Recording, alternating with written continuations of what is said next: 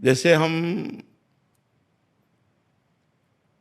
दीक्षा ले लेते हैं तो फिर गुरु के अनुशासन में हमारा जीवन हो जाता है। हमारा मन एक तरफ चला जाता है कि हमारे वो गुरुदेव हैं और हमारी ये उपासना है। नहीं तो मन की जो दशा है वो बड़ी विचित्र है।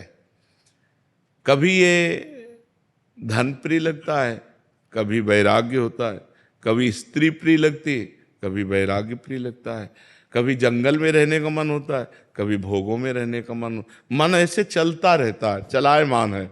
तो मेरे मन पर अनुशासन कर सके वो गुरुदेव ने जो आज्ञा करी, गुरुदेव ने जो उपासना दी, मेरे गुरुदेव। तो जहाँ हम किसी को अपना गुरुदेव मानते हैं तो उनका चिंतन होता है। तो उनके दरस परस अगनास बास निज संग करो दिन, तीन मुख हरिजस सुनत श्रवण मानो न तृपित चिन्ह। एक ममता हो जाती मेरे गुरुदेव, तो उनका चिंतन होता है। तो चिंतन मात्र से पाप नष्ट होते हैं। संतों का चिंतन करने, दरस परस अगनास बास निज संग करो, सुमिरन नाम पवित्र अति। उनका सुमिरन करना, उनका नाम चिंतन आ जाना, उनका रूप चिंतन आ जाना गुरु जी का, इससे सारे पाप नष्ट हो जाते हैं। और ध्यान मूलम गुरु मूर्ति, पूजा मूलम गुरु पदम, मंत्र मूलम गुरु वाक्यम, मोक्ष मूलम गुरु कृपा। इसलिए जो नाम जप करते हो उसी को गुरुदेव के द्वारा जब मिलता है तो उसकी विशेष महिमा होती है। और गुरुदेव के द्वारा मिला ही हुआ है। जैसे आप राधा राधा रट रहे हो तो कहीं ना कहीं किसी संत के मुख से राधा नाम सुना तभी तो रट रहे हो, तो हो गई दीक्षा, मान लेना चाहिए। जैसे पूज्य श्री कबीरदास जी को हमने पढ़ा कि रामानंदाचार्य जी से दीक्षा लेनी थी और वो संभव नहीं हो रही थी, तो वो काशी के घाट में सीढ़ियों पे लेट गए।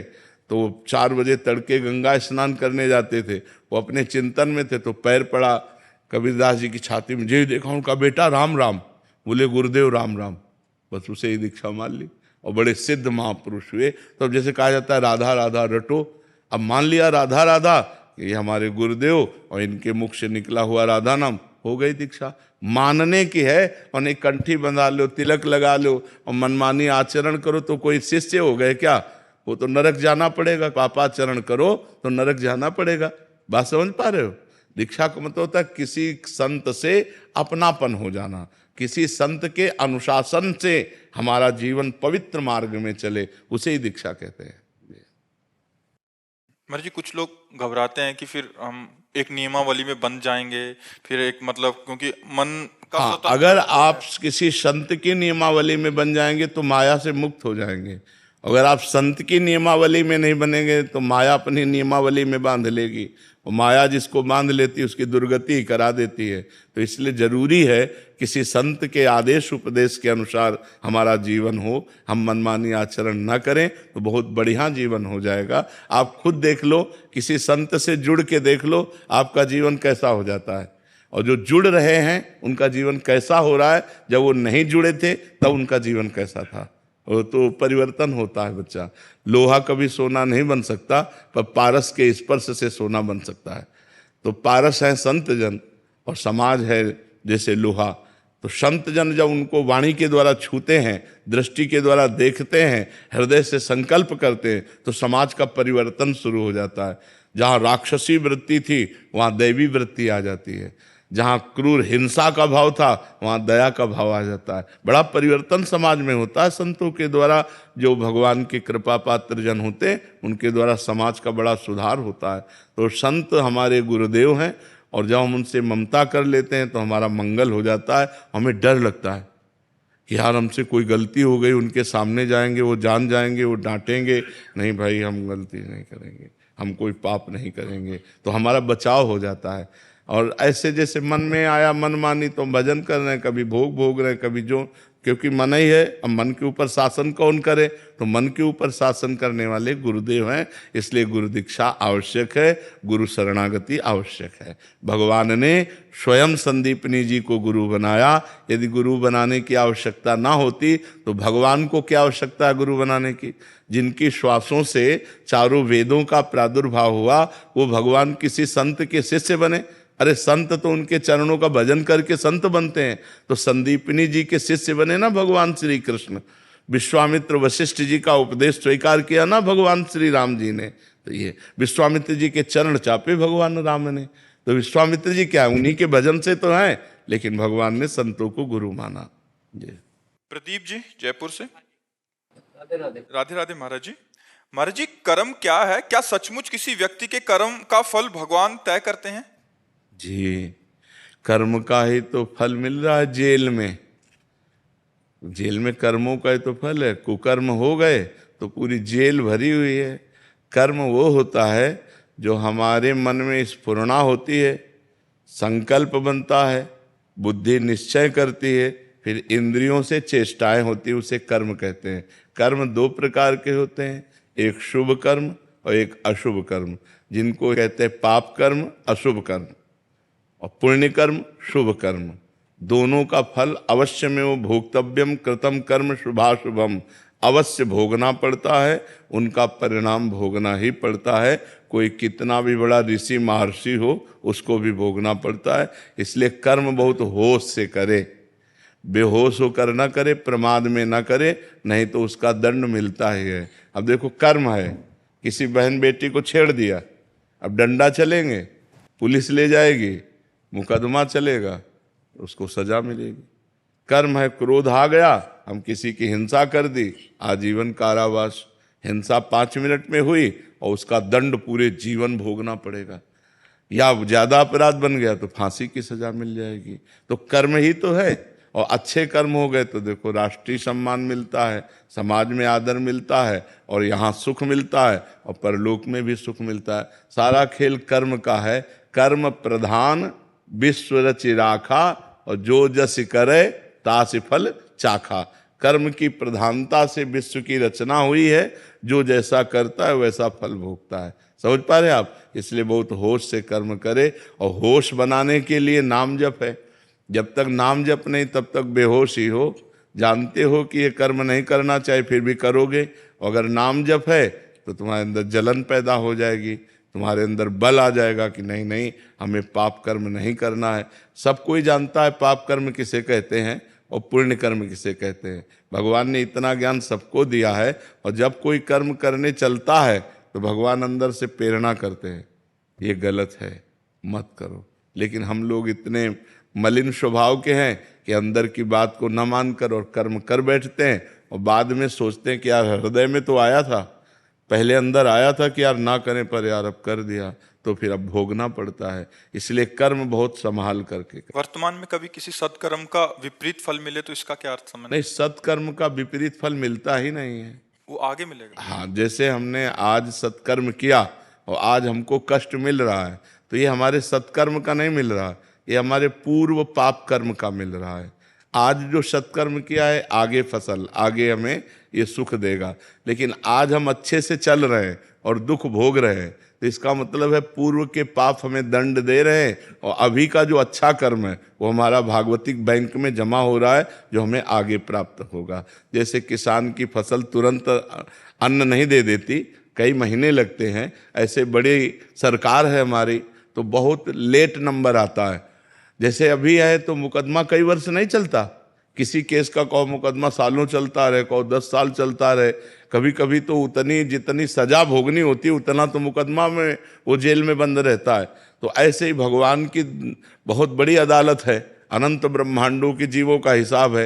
होता 1 सेकंड के कम हिस्से में है, पर जब होगा बहुत फाइनल में होगा, तो इसलिए बहुत समय लगता है। जैसे आज पाप कर्म किए तो कहो 5 जन्म बाद उसका दंड मिले जाकर तुम्हें, तो लगेगा हमने इस जन्म में तो पाप किया नहीं, लेकिन भोगना पड़ेगा, वो अवश्य में भोगतव्यम, क्योंकि जीवात्मा वही है, शरीर बदल गया। जैसे कोई क्रिमिनल हो और वो पैंट शर्ट पहनता हो, फिर धोती कुर्ता पहनने लगे, या वो सलवार कुर्ता दुपट्टा धारण करने लगे, तो पहचानने वाला तो पहचानता है ये वही क्रिमिनल है। तो भगवान तो जानते हैं ना ये वही जीव है जो पूर्व जन्म में पाप कर्म किया है, तो उसको वही दंड दे देते, जाओ तुम्हें ये भोगना। अब इस जन्म में उसने कोई पाप किया नहीं वैसा, लेकिन पूर्व जन्म का पाप कर्म आकर उसे दंड देता है। जैसे संतों को है, मान लो कोई बचपन से संत है, देखो रामकृष्ण परमहंस जी के गले में कैंसर था, भाई जी हनुमान प्रसाद पोद्दार जी के उदर में कैंसर था। बड़े बड़े संतों को बड़े बड़े कष्ट भोगने पड़े, क्योंकि पूर्व में किया हुआ पाप भोगना पड़ेगा। भगवान को भी भोगना पड़ा, वो कानून से अलग नहीं रहते। भगवान ने छुप करके बाली को मारा व्याध की तरह। तो कृष्णावतार में अगले जन्म में अंतिम समय व्याध ही भगवान के चरणों में बाण मारता है, तब वो परम पद को जाते हैं। तो ये कानून है। तो भागवतिक जो कानून है वो एक राय भर नहीं बख्शता। भारतीय कानून में थोड़ा धोखा हो सकता है कि वकील चतुरतावश दूसरा प्रमाण पेश करके और दोषी को बचा दे और निर्दोषी को फंसा दे, लेकिन हमारे भगवान के दरबार में किसी वकालत की जरूरत ही नहीं है, किसी गवाही की जरूरत नहीं। 1 सेकंड में उस जीव का हिसाब हुआ फाइनल। अब अगर उस हिसाब को बदलना चाहते हो तो नाम जप करो, दूसरों का उपकार करो, तीर्थों का अवगाहन करो, भगवान की कथा सुनो, जिससे सारे पाप तुम्हारे नष्ट हो जाएं। तो ये जो बल है ये तुम्हें बचा लेगा। नाम बल, भगवान का सेवा बल, परोपकार, ये बचा लेगा। अब दूसरों को दुख देना, पाप कर्म करना, तो फिर नाना प्रकार के नरकों को भोग कर यहाँ भी दुर्गति भोगनी पड़ती है। जैसे आपके पाप कर्म है पूर्व के, वो आप बहुत पढ़े लिखे हो, आप लाख उपाय करो आपको नौकरी नहीं मिलेगी। पढ़े लिखे डिग्री लिए घूमते रहो कोई, और कुछ ऐसे हैं कि आपसे ज़्यादा वो मंद बुद्धि के, वो ज़्यादा प्रवीण नहीं है, लेकिन वो निकलते चले जा रहे हैं क्योंकि उनका पुण्य बल काम कर रहा है। तो यहाँ पुण्य बल, अगर सुख चाहते हो तो पुण्य करो, चाहते सुख हो और करते पाप हो तो पाप का परिणाम दुख मिलता है। शराब पी रहे हैं, गंदी बातें बोल रहे हैं, गंदे आचरण, एक एक चीज का फल है आपका। अगर आप बातें बोल रहे हो तो उसका भी फल है। मनुष्य जीवन कर्मयोग के लिए भेजा गया है। आप 1 मिनट भी फ्री नहीं हैं। आप 1 मिनट में जो करेंगे आपके अंदर ही मन में बैठे हुए चित्रगुप्त तुरंत लिख रहे हैं।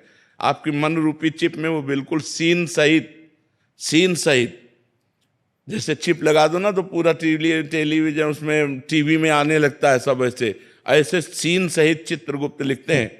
तो भगवान के सामने 1 सेकंड में पूरा वो चिप दिख जाती है, इसने क्या क्या किया जीव ने, बस उसको दंड मिलता है। इसलिए हर समय नाम जप करो, अच्छे आचरण करो, अच्छा भोजन पाओ, दूसरों का उपकार करो। यही मनुष्य जीवन है, यही देवत्व है। नहीं तो राक्षसी भाव में लोग विचर रहे हैं, अपने को धनी मानते हैं, बेविचार करते हैं, शराब पीते हैं, मांस खाते हैं, दुर्गति को प्राप्त होते हैं। पूर्व जन्म के पुण्य से आज धन है, लेकिन ये बना थोड़ी रहेगा, ये नहीं बना रहे। जहाँ पुण्य खत्म हुआ था सब नष्ट हो जाता है, सब नष्ट हो जाता है। तो ये है, हमारे कर्मों का फल हमको भोगना पड़ेगा। तो इसलिए हम भगवान का नाम जप करें, परोपकार करें, जिससे हमारा मंगल हो जाए। परीक्षित जी। श्री हरिवंश महाराज जी। महाराज जी, आप जब भी कोई मुसीबत आती है, डर लगता है, तो आपका ख्याल आता है, उससे लगता है कि उस डर को मैं भगा दूंगा और भाग भी जाता है। आपके समक्ष आकर पुनः आपको देखकर खुद को ताकतवर बना लेता हूँ महाराज जी, सभी डरों को पराजित कर लेता हूँ। लेकिन ये डर लगता है कि यदि कल आप नहीं रहे, किसी से शक्ति लूंगा मैं, कौन मुझे संभालेगा। अब ये समस्या तो बड़ी भारी है ही। ये समस्या तो बड़ी भारी है ही, क्योंकि ये मृत मरण धर्मा शरीर है और रोग ग्रसित है। तो अब इतने भारी रोग से ग्रसित है ना कि इसको कहा नहीं जा सकता कि ये कल चलेगा। हो सकता है 10-20 साल चल जाए, हो सकता है 10 मिनट न चले। ऐसी बिगड़ी गाड़ी है, दोनों किडनी फेल हैं, डायलिसिस हो रहा है। तो अब ये तो है ही है कि जब तक सानिध्य है तब तक। अब वैसे भी देखो, मोबाइल से देखना और फेस टू फेस देखना अंतर पड़ता है नहीं। तो अब प्रगट में जब हम किसी संत के सामने होते हैं तो हमको परमाणु भी मिलते हैं। मोबाइल से हम उपदेश ग्रहण कर सकते हैं, हमारा कल्याण का मार्ग प्रशस्त हो सकता है, लेकिन हमें परमाणु नहीं मिल सकते। परमाणु तो फेस टू फेस ही मिलते हैं। अब जैसे आप देख रहे हो, आप बैठे हो इस वातावरण में, तो जो भजन के परमाणु हैं, जो भागवतिक परमाणु हैं, जो धाम के परमाणु हैं, वो आपके अमंगल का नाश कर रहे हैं और आपके दिमाग में बैठकर पवित्रता का विस्तार कर रहे हैं। ये मोबाइल से तो नहीं होगा ना। वो तो प्रगट में तो अब कितने दिन भगवान को रखना है ये हमको भी नहीं पता है। सब लगा रहता है महाराज जी। हाँ, आपको ही नहीं, लाखों लोगों का ऐसा प्रश्न है। लाखों, कई लोग तो रो के बोले ऐसा। और आपका जैसा प्रश्न है, ऐसा हमारा भी प्रश्न है कि हम अपने गुरुदेव से संचलित हैं। अगर कल मुझे पता चले कि मेरे गुरुदेव अंतर्ध्यान हो गए, तो जैसे प्राण निकल गए ऐसा शरीर रह जाए, फिर क्या रह जाए। गुरुदेव बैठे हैं तो इतना साहस है कि हमारे गुरुदेव है ना। तो गुरुदेव एक बल है, गुरु एक तपस्या भजन उसका बल है। अगर वो मान लो ये तो आपकी श्रद्धा से हो रहा है, और अगर संकल्प कर ले, मान लो आप श्रद्धावान हो रहे तो आपकी बैटरी चार्ज हो रही, और अगर वो अपनी तरफ से संकल्प करके आपको दे दें तो आप तो महाबलशाली हो जाएंगे। तो ये बात होती है कि प्रगट तभी तो होता है कि सौभाग्य है कि प्रगट में संतों का संग मिले, नहीं तो जब संत चले गए तो फिर उतना बात का प्रभाव भी नहीं रहता। जैसे हम हैं तो मोबाइल में उतना प्रभाव भी पड़ रहा है, और जैसे हमारा शरीर न रहे तो अभी वो सब ऐसे हो जाएगा, फिर उसका वो प्रभाव नहीं पड़ेगा, उतना प्रभाव नहीं पड़ेगा, वो धीरे धीरे धीरे धीरे सब शांत हो जाएगा। तो प्रगट में जब तक संत रहते हैं तब तक धूम मची रहती है, जहाँ वो अंतर ध्यान हुए तो धीरे धीरे माया धूल डाल देती है उनके प्रभाव में, उनकी वाणी में, उनके। तो जब तक महापुरुष प्रगट में रहते हैं तब तक विशेष प्रभाव रहता है, और जब अंतर ध्यान हो जाते हैं तो धीरे धीरे माया फिर धूल डाल देती है अपनी, और उनका प्रभाव अंतर ध्यान हो जाता है। पर जो श्रद्धालु हैं, श्रद्धापूर्वक उनकी बात को मानते हैं, वो आजीवन उनकी बात पर मानकर उनका प्रगट अनुभव करते हैं। प्रगट अनुभव, जैसे नारद जी हैं तो हैं सृष्टि में तो हैं, पर हमारे सामने नहीं। अब हम अगर नारद जी की बात मानते हैं और नारद जी की भक्ति करते हैं तो हमारे सामने भावना में आने लगते हैं कि बीणा लिए नारद जी ऐसे हैं, भावना में आने लगते हैं। मतलब भावना में वो आए, वो केवल कल्पना नहीं है, वो हमारी भावना में आए। तो जैसे प्रेमानंद, अब आप बात प्रेमानंद की मान रहे हैं तो आपकी भावना में प्रेमानंद आएंगे, वो झांकी आएगी, क्योंकि भगवान ही प्रेमानंद है। ये शरीर प्रेमानंद थोड़ी है, प्रेम और आनंद तो भगवान ही है ना। तो वही आएंगे, वही तुम्हारी रक्षा करेंगे और वही आपको सपोर्ट करते रहेंगे। ये शरीर तो लिमिट समय का, आप कितना समय ये हमको भी नहीं पता है, आप कितने मिनट का है, कितने घंटे का या कितने वर्ष का, इसका कुछ पता नहीं, आपका भी नहीं पता है।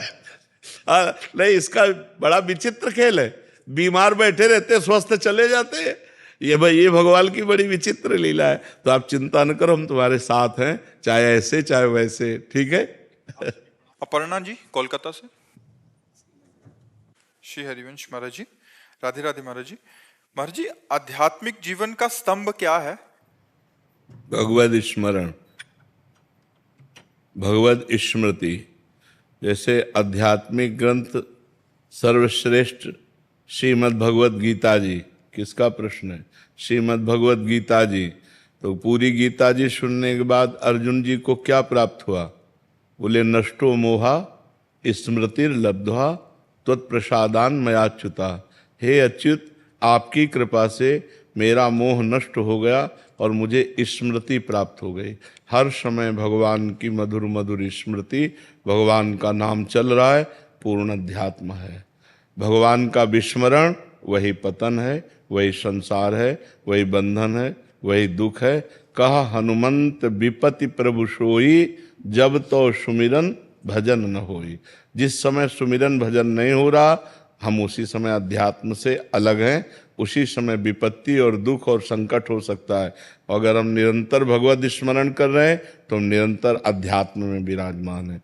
आत्मस्वरूप का बोध होना, भगवान के चरणों में प्रेम होना, ये सब भजन से हो जाता है। इसी को अध्यात्म कहते हैं। संजीव बलिया जी। महाराज जी, आपका सत्संग सुनने के बाद मुझे एहसास हुआ कि मैंने अपने जीवन में कितने ही पाप किए हैं। मुझे एक ऐसे अनुभव होना शुरू होगा जिससे ये समझ आएगा कि मेरे इस जन्म के पाप कटना शुरू हो गए हैं और यहाँ कट गए हैं मेरा जो मैंने नाम शुरू किया। हाँ, जब भजन बढ़ना शुरू होगा तब, जितना भजन बढ़ता जाए उतने समझो आप निष्पाप होते जा रहे हो। और पापवंत कर सहज स्वभाव, भजन मोर ते भाव न काओ। पापी पुरुष का लक्षण होता है, उसे भजन अच्छा नहीं लगता। जितना अधिक भजन होने लगे उतने आप पवित्र होने लगे। 24 घंटे भजन होने लगे, आप पूर्ण पवित्र हो गए। जन्म जन्म के आपके पाप नष्ट हो गए, आप निष्पाप हो गए, और इसी जन्म में भगवत प्राप्ति हो जाएगी यदि हर समय भजन हो रहा है। जितना भजन कटे उतना ही समझो कि आपका पाप बढ़ रहा है, और जितना भजन अधिक हो उतना ही समझो आपका पाप नष्ट हो रहा है। डॉक्टर अंकिता जी वृंदावन से। राधे राधे महाराज जी। महाराज जी, हम हमेशा सोचते हैं कि अच्छा बोलें, अच्छा सोचें, अच्छा व्यवहार करें, पर कभी ऐसी परिस्थिति आ जाती है कि हमें जो नहीं करना चाहिए वो हम कर बैठते हैं। नहीं, परीक्षा तो इसी बात की है कि परिस्थिति में हम अच्छा बोलें। ऐसे तो सब कोई बोलता है, जब हमारे सामने कटु परिस्थिति हो और फिर हम अच्छा बोलें, जब हमारे सामने विपरीत परिस्थिति हो और हम अच्छा आचरण करें, तो हमारी साधुता है, तो हमारी सज्जनता है, तो हमारी पवित्रता है। ऐसे तो हम अनुकूलता में पवित्र व्यवहार कर रहे हैं, वो कोई खास बात नहीं। जब प्रतिकूल परिस्थिति है फिर भी परिभाषा में हम उससे बात करें। अब बिल्कुल परिस्थिति बिगड़ गई, अब क्रोध आने का है, फिर भी हम शांत होकर मधुर भाषा में, तो ये हमारी सज्जनता है, ये हमारी साधना है, ये हमारी भक्ति है। तो हमारे अंदर जब तक नाम जप नहीं चलेगा तब तक ये बल हमारे अंदर नहीं आएगा। ये केवल विचार से नहीं होगा, विचार दूषित हो जाते हैं। जैसे सामने वाला व्यक्ति है, वो ऐसे आचरण कर रहा है, तो आप विचार कर रहे हैं कि मुझे बहुत नम्र बोलना चाहिए, लेकिन सोचते सोचते विचार दूषित हो गए और तुरंत विचार हमारे ऊपर हावी हो गए क्रोध वाले, अब वो हमसे क्रोध करा ले। और अगर उसी समय नाम चल रहा है राधा राधा राधा, तो आपके विचार दूषित नहीं हो पाएंगे। आपके अच्छे विचार उसके दूषित विचारों को दबाकर शांत रहेंगे। लेकिन अगर आपका भजन नहीं चल रहा तो आपके अच्छे विचारों को उसका दूषित विचार दबा देगा और आपके अंदर दूषित भाव आ जाएगा और आप कट बोलने लगेंगे, हमने कुछ बिगाड़ा नहीं, हमने कुछ किया नहीं, व्यर्थ में आदमी हमको तंग कर रहा है, व्यर्थ में हमारे सामने प्रतिकूलता ला रहा है, अब हम चुप नहीं बैठेंगे। वो विचार जो है वो क्रोधान्वित हो जाएंगे। तो हमें अच्छे विचारों को बचाने के लिए, अच्छे विचारों को बढ़ाने के लिए, अच्छे विचारों को सुदृढ़ करने के लिए भजन की आवश्यकता है, नाम जप की आवश्यकता है। जो नाम प्रिय हो वो अधिक से अधिक जपे तो हमारे विचार पुष्ट रहेंगे। जी। नेहा जी, राधे राधे महाराज जी। महाराज जी, आपकी वाणी सुनकर मैंने अपने सारे बुरे आचरण छोड़ दिए हैं और अपने जीवन को नई दिशा देने की कोशिश में लगी हुई हूँ। पर महाराज जी, जिस संगति और मित्रों के साथ हमेशा रही हूँ, अब उनके आचरण मुझे विचलित से करने लग गए हैं। मेरे मित्र मुझसे बहुत प्रिय रहे हैं मेरे, तो महाराज जी ऐसे में मुझे क्या करना चाहिए? उनको सुधारने की प्रेरणा देनी चाहिए या अपना भक्ति मार्ग प्रशस्त करना चाहिए? मित्र वही है, किसका प्रश्न है? मित्र वही है जो कुमार्ग से हटाकर सुमार्ग में लगावे, अच्छे मार्ग में लगावे। यदि आप मित्रों से प्यार करते हैं, वो आपसे प्यार करते हैं, तो आपकी बात ऐसी होनी चाहिए कि उनकी गंदी आदतें हट जाएं और वो अच्छे आचरण वाले बने। आप स्वयं अच्छे आचरण वाले बने और दूसरों को अच्छे आचरण वाले बनाएं। यदि वो अच्छे आचरणों को स्वीकार नहीं करते तो मित्रता तोड़ देनी चाहिए, नहीं अपने अच्छे आचरण चले जाएंगे। कुसंग से किसकी बुद्धि नष्ट नहीं हो जाती, अर्थात सबकी हो सकती। को न कुसंगति पाए न साई, राहे न नीच मते चतुराई। कितने ऐसे जन हैं जो मदिरा छोड़ दिए, शराब छोड़ दिए सत्संग सुन के, पर मित्रों को नहीं छोड़ पाए। अब मित्रों ने कहा यार हमारी तुम्हारी दोस्ती की कसम है, बोले चलो अच्छा, अब चलो, फिर शुरू हो गया गलत आचरण। तो यदि हमारे सत आचरणों का प्रभाव हमारे मित्रों पर पड़े तो हमारी मित्रता, यदि उनके असत आचरणों का प्रभाव हमारे ऊपर पड़े तो हमको छोड़ देना चाहिए। जाके संग कुमति मति उपजय, करत भजन में भंग, तजोरे मन हरि विमुखन को संग। जिसके संग से हमारा भजन छूट जाए, हमारे अच्छे आचरण छूट जाए, हमें उस कुसंग को मित्रता नहीं कहनी चाहिए। वो शत्रुता का बर्ताव कर रहे हैं, हम उनको मित्र मान रहे हैं, तो हमारा पतन हो जाएगा। यदि हमारी बात वो माने तब तो हमारे मित्र, हमारी बात ना माने तब तो फिर हमें त्याग कर देना। महाराज जी, उनकी संख्या ज्यादा है महाराज जी, ऐसे जनों की संख्या ज्यादा है तो दोस्ती, हाँ तो नहीं, अब ऐसी दोस्ती तो नहीं करनी चाहिए। आपसे दोस्ती करते हैं, गंदे आचरणों से नहीं। यदि आप गंदे आचरण करते हैं तो फिर हमारी आपकी मित्रता नहीं रहेगी। ऐसा व्यवहार रखना पड़ेगा। अगर आप ऐसा व्यवहार नहीं रखेंगे तो एक न एक दिन आप भी भ्रष्ट हो जाएंगे, फिर गिर जाएंगे। क्योंकि मन है वो एक न एक दिन जिसके संग रह जाता है उसका रंग चढ़ जाता है। काजर की कोठरी में कैसो भी सयानो जाए, दाग लागी है पै लागी है पै लागी है। कह रहे हैं अगर काजर की कोठरी है तो कितना भी सयाना जाए बचकर रहे, पर उसे काजर का दाग लगेगा। ऐसे ही अगर हम गंदा संग करेंगे तो हम भ्रष्ट होंगे, निश्चित भ्रष्ट हो जाएंगे, हम पतित हो जाएंगे। महाराज जी, सत्संग और कुसंग का दोनों का एक जैसा। सत्संग में भी महाराज जी कितने सारे ऐसे जने देखे हैं जो कभी मतलब असंख्यों हजारों की संख्या में जो कभी भगवत नाम नहीं जप करते थे, इधर का संग हुआ और महाराज जी आज मतलब 20-20, 50-50 हजार नाम जप कर रहे हैं, अपने गलत आचरण, अधर्म आचरण सारे छोड़ के, तो महाराज जी प्रभाव, मतलब जिसका प्रभाव बढ़ गया वही जीत जाएगा महाराज जी। हाँ, जब हम सत्संग करें तो कुसंग से बचने, नारद जी से पूछा गया, कस तरति मायाम, माया से कौन तर सकता है, कौन? तो सबसे पहले उन्होंने कहा यो संगास त्यजति, जो कुसंग का त्याग कर देता है। सबसे पहला शब्द उन्होंने माया से तरने के लिए कहा, यो संगास त्यजति, कुसंग का त्याग कर देता है। तो बोले कैसे? बोले वो महानुभाव सेवते, जो महापुरुषों का संग करते हैं वो कुसंग का त्याग कर देते हैं, और फिर वही यो ममता रहित, जो ममता रहित हो गए और भगवान का नाम जप करते हो, भगवान को प्राप्त हो। कुसंग का त्याग करके सत्संग का सेवन करते हुए संसार की आसक्ति ममता का त्याग करके भगवत प्राप्त हुआ जा सकता है। अगर संतों का संग नहीं है तो कुसंग का त्याग हो ही नहीं सकता। तो इसलिए संतों के संग से कुसंग का त्याग करो और अच्छे आचरण वाले बनो, परोपकार करो, नाम जप करो तो तुम्हारा मंगल हो जाएगा। पुष्पेंद्र जी पुणे से। राधे राधे महाराज जी।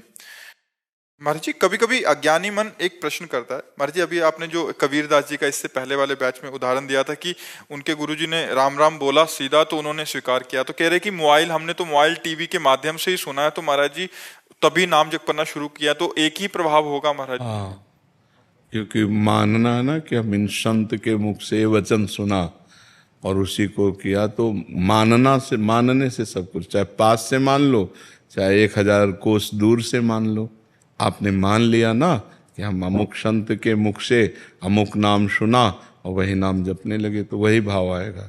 मानने से होता है। अगर हम माने ना तो पास रहते हुए भी बात नहीं। भगवान की बात नहीं मानी दुर्योधन ने, भगवान स्वयं समझा रहे हैं, तो अगर नहीं मानी तो कुछ महत्व नहीं। वो भगवान को भगवान ही नहीं मानता था। तो मानने से है, हम दूर से मान लें तो वैसे ही हमारा कल्याण हो जाएगा, वैसे ही बात बन जाएगी। कृष्ण कुमार जोशी जी। राधा वल्लभ श्री हरिवंश महाराज जी। महाराज जी मैं राधा कृष्ण मंदिर में पुजारी हूँ, जहाँ मुझे एकादशी, सत्यनारायण, प्रदोष व अन्य पर्व या त्योहार की कथा सुनानी व कहनी पड़ती है। महाराज जी हमने आपके सत्संग में सुना था कि जब तक आत्मबोध ना हो जाए तब तक कथा नहीं करनी चाहिए। नहीं नहीं नहीं, उपदेश नहीं करना चाहिए। उपदेश और कथा में अंतर है। कथा में हम जैसे सूत मागध बंदी जन अपने राजा का जस गाते हैं, ऐसे हम भगवान का जस गान कर रहे हैं। उपदेश करने का अधिकार उन्हीं को है जो स्वयं माया मुक्त है, जो स्वयं भगवान को प्राप्त हैं या प्राप्त करने की दिव्य लगन में लगे हुए हैं, लेकिन भगवान की कथा कहने के लिए नहीं। भगवान की कथा कहना सबका अधिकार है। सब प्राणी, किसी भी जाति का कोई हो, भगवान की चर्चा कह सकता है, भगवान की चर्चा सुन सकता है, क्योंकि भगवान अपने हैं ना। हाँ, जब उसका अनुष्ठान आएगा तब फिर उसमें पद्धति आ जाएगी। जैसे साप्ताहिकी भागवत का अनुष्ठान तो विद्वान ब्राह्मण के द्वारा फिर ऐसे करवाना। तो जैसे आप हैं ब्राह्मण में, ब्राह्मण कुल के ही तो है ना, तभी तो उपासना में लगे हैं। तो आप जैसे सत्यनारायण की कथा है, भागवत की कथा है, या किसी पर्व के विषय का, तो उसमें कोई दोष नहीं है, उसमें कोई दोष नहीं। आदेश उपदेश करने का अधिकार सिद्ध महापुरुष को है, लेकिन भगवत कथा कहने का अधिकार सबको है। भगवत चर्चा सुनने का अधिकार सबको है। परस्पर भगवत कथा करना या अनुष्ठान की भगवत कथा करना, उसमें भेद हो जाएगा। परस्पर में अपने घर में कोई भी भगवत चर्चा कर सकता है, लेकिन अनुष्ठान वैदिक ब्राह्मण के द्वारा ही करवाना चाहिए। जी। दीक्षा जी लुधियाना से।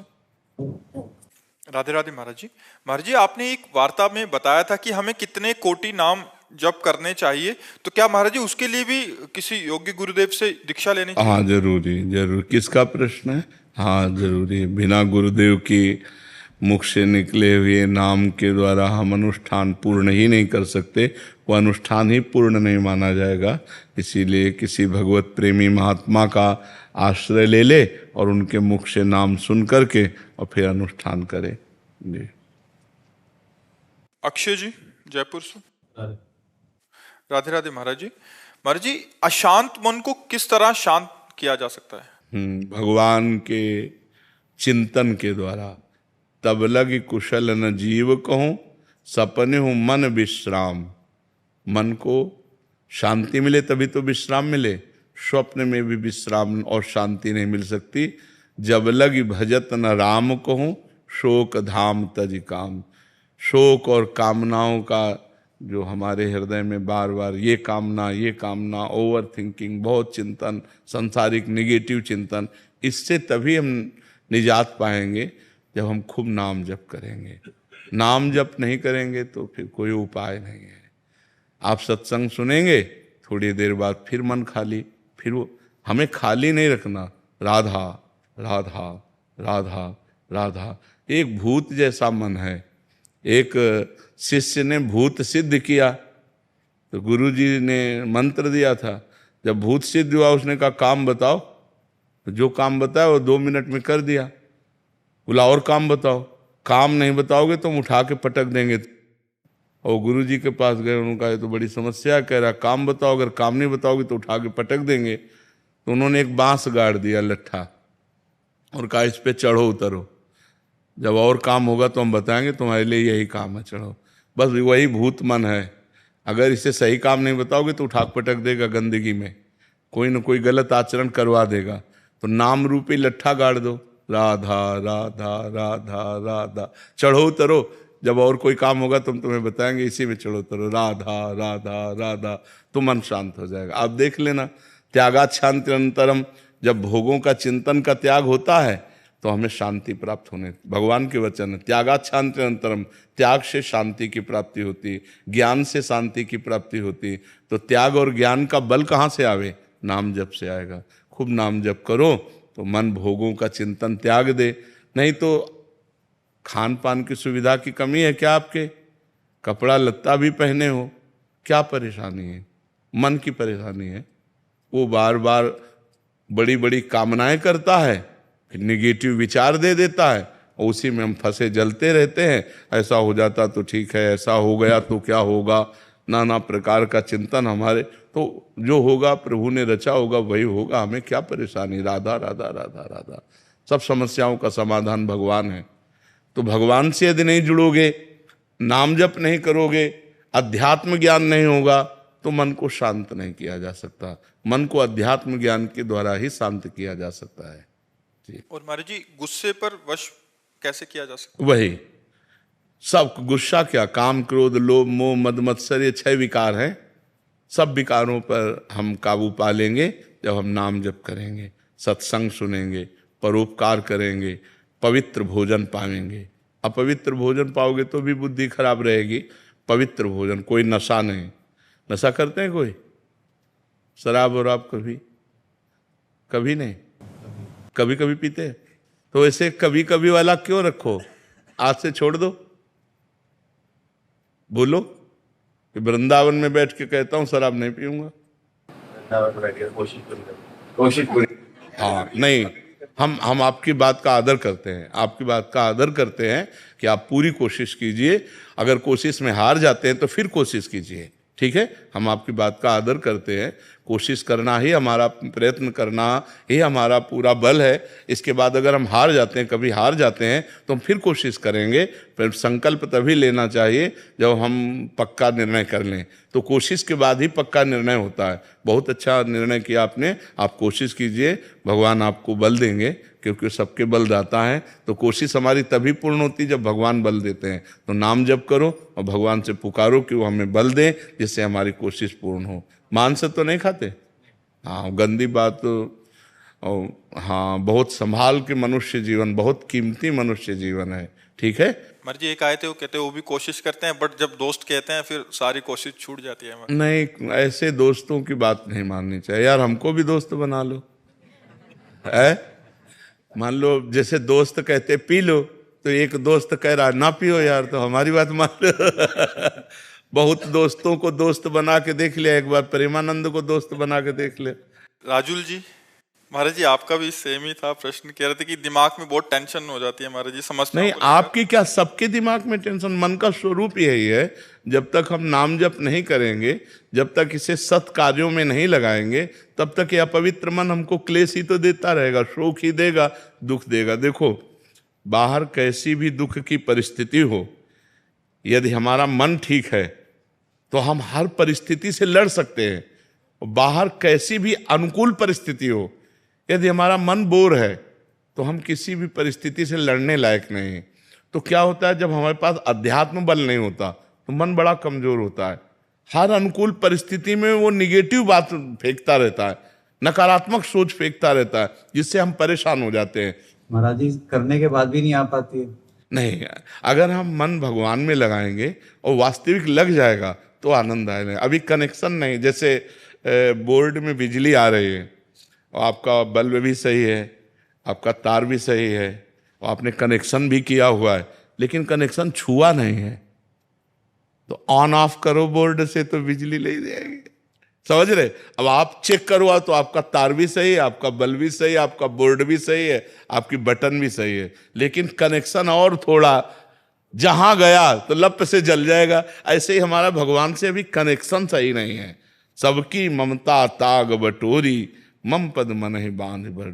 हमारा कोई नहीं भगवान के सिवा, कोई नहीं, न कोई रिश्तेदार, न कोई, बचपन से भगवान के मार्ग में तो न कोई मित्र है, न कोई शत्रु है, न कोई रिश्ता है, न कोई, सीधे भगवान ही केवल है हमारे, जो कुछ है भगवान है। तो महाराज जी, बहुत चीजों में जब घिर जाते हैं इंसान और फिर भी जाप करते हैं और उसके बाद भी मन भटक जाता है। नहीं, ऐसा नहीं है। जब सही ढंग से करो तो वो कंट्रोल करेगा मन को। अब माला अंगुली में घूम रहा है और दिमाग सब आप समझो, वही तो आपसे हमने क्या कहा कि बोर्ड भी सही है, बल्ब भी सही है, तार भी सही है, वो माला भी चला रहे हैं, उनको पता भी कि भजन कर रहे हैं, लेकिन उनका कनेक्शन सही नहीं है। अगर कनेक्शन हो जाए तो ऑन करते ही बल्ब जल जाएगा, नहीं जल जाएगा। तो ऐसे ही अगर हमारा कनेक्शन हो जाए भगवान से, उसी के लिए तो अभ्यास करते हैं। हाँ, तो कनेक्शन तभी होगा जब हम थोड़ा प्यार प्रभु को तो दें। जितना प्यार हम अपने एक भाई को देते हैं, माँ को देते हैं, पिता को देते हैं, पत्नी को, थोड़ा प्यार तो प्रभु की तरफ दें। इतना भी प्यार प्रभु से नहीं। थोड़ा सा नुकसान हो जाता तो नाराज हो जाते। वही कह रहे, तो ये प्यार थोड़ी होता है। प्यार तो जैसे हम पुत्र से करते हैं, मित्र से करते हैं, अपने पत्नी से करते हैं, अपनी माँ से करते हैं।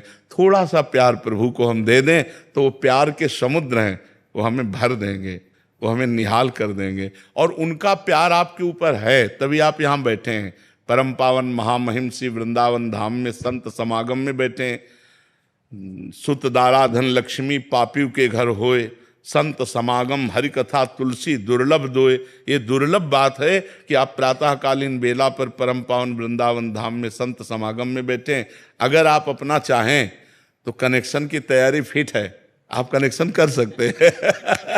जी, कल मैंने साक्षात देखा, मैं एक डॉक्टर हूँ जी। तो एक केस खराब हो रहा था महाराज जी कल, और मैंने परसों ही आपकी एक वीडियो देख रहा था जी। कहा जैसे आप राधा राधा लेंगे कहेंगे सब ठीक हो जाएगा। जी महाराज जी, मैंने 5 बार राधा राधा आंख बंद करके अपना नाम जपा, महाराज जी वहां से सब चेंज हो गया, वो केस तुरंत महाराज ठीक हो गया, आंखों के सामने आप थे। जी जी जी। नहीं, भगवान सर्व सामर्थ्यशाली हैं। अगर हम उनका सुमिरन करेंगे तो हमारा मंगल अवश्य हो जाएगा, अवश्य। विकास जी अमरोहा से। राधे राधे महाराज जी। महाराज जी, मैं आपको पिछले कुछ दिनों से सुन रहा हूँ, पर आपसे डर सा लगने लग गया है, क्योंकि आप सब कुछ छुड़वा दोगे, जिससे मैं छोड़ना नहीं चाहता। अगर मैं छोड़ नहीं, अगर गलत चीज छूट जाती है तो आनंद आना चाहिए कि डर आना चाहिए? हम किसी की सही चीज थोड़ी छुड़वाते हैं। अब आपसे ये तो नहीं कहेंगे अच्छी बातों को छोड़ना ही, शराब छोड़ दो, मांस छोड़ दो, पराई स्त्री से बेविचार छोड़ो, गंदे स्वभाव को छोड़ो, तो एक आप अच्छे व्यक्ति बन जाएंगे। पर मन को तो वही अच्छा लगता नहीं, बच्चों को जैसे बाथरूम ले जाओ ना, गंदे खेल रहे हो, कि उनको बढ़िया नहला धुला, तो उनको बुरा सा लगता है कि मेरी मम्मी जो है ये बुरा काम कर रही है कि मुझे नहलाने ले जा रही है। लेकिन बालक ये नहीं जानता कि अभी साफ स्वच्छ करके श्रृंगारित कर देंगे।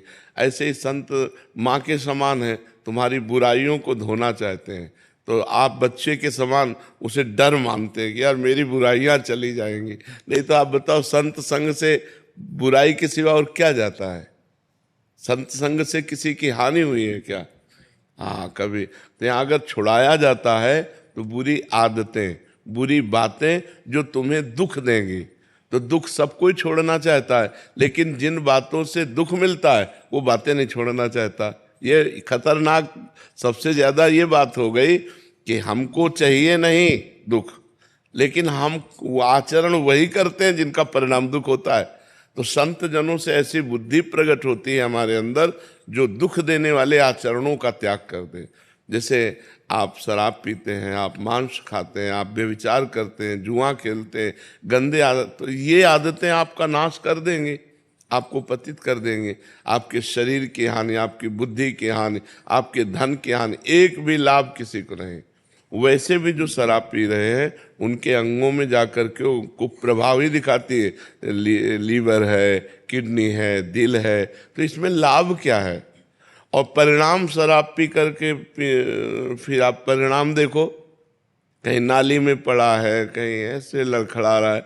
एक आदमी को शराब पी के देखा कि उस साइकिल को एक छोटी सी नाली नहीं पार करा पाया और खुद साइकिल से उसी में गिर गया। अब इतनी तो सामर्थ्यहीनता पैदा करती है, रुपया खर्चा होता है, असम्मान मिलता है, सम्मान की हानि होती है, तो क्यों पियो? और शास्त्र निषेध करता है तो शराब क्यों पियो? बोले थोड़ा सा गम मिटाने के लिए, तो भगवान का नाम जप करो ना, भगवान के नाम का कीर्तन करो ना, भगवान की कथा सुनो ना, सत्संग सुनो ना, उससे तुम्हारा बुद्धि शुद्ध होगी और शोक नष्ट हो जाएगा। लेकिन लोग सतमार्ग का अनुसरण नहीं करते, तो कोई गलत बात बच्चा थोड़ी यहाँ होती कि डर लगे। छूट चाहता मन के, मतलब छूट के साथ पूजा भी करता रहूँ और जो अल्लाह चीजें वो भी मैं भी प्रसन्न रहूँ। हाँ, गंदी गंदी बातें छोड़ना ही जीवन का लाभ है। बहुत अच्छे बच्चे बनो, क्यों गंदे बच्चे बनो? कहीं गंदे आचरण करोगे, पकड़े जाओगे, जीवन बर्बाद हो जाएगा, जीवन बर्बाद हो जाएगा। अब मान लो किसी माता बहन को छेड़ दो, डंडा चलेगा आजीवन। जैसे छोड़ देता हूँ तो मतलब विचार आते रहते हैं, पुरानी चीजें आती रहती हैं। पर नाम चलाओ ना, जब खाली समय है तो विचार आएंगे। अगर राधा राधा चल रहा है तो विचार जो आएंगे भी वो नष्ट हो जाएंगे, क्योंकि हमारे पास नाम चल रहा है। तो नाम जप करो। महाराज जी, मन को स्वाभाविक वही अच्छा क्यों लगता है? क्योंकि मन बना उसी से है ना, मन बना उसी से, प्रकृति से ही तो बना ना।